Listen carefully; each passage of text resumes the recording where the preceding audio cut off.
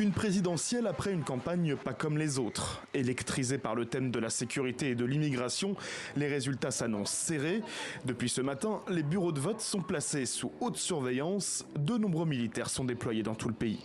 Tout est prêt de notre côté. L'objectif est que la journée se déroule dans le calme et la sérénité. 1014 bureaux sont ouverts dans tout le pays.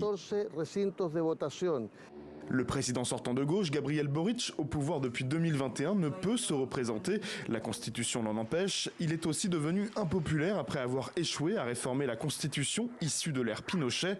Pour lui succéder, la gauche s'est réunie autour de la communiste Jeannette Jara, légèrement en tête dans les sondages. C'est notre voie, l'unité et le respect. Et je veux vous dire de ne pas vous laisser provoquer par ceux qui cherchent à nous diviser. Mais lors d'un probable second tour, elle est donnée battue par d'autres candidats à l'opposé du spectre politique. Parmi eux, Evelyne Matei, ancienne ministre et sénatrice. Elle s'est faite particulièrement remarquer dans un clip de trap, un genre musical très populaire au Chili. Une stratégie originale et inédite pour tenter de se différencier. Un clip dans lequel elle critique sans détour l'extrême droite. Son programme, lui, est majoritairement axé sur la sécurité dans le pays, où la criminalité a sensiblement augmenté, plus 76% en 4 ans.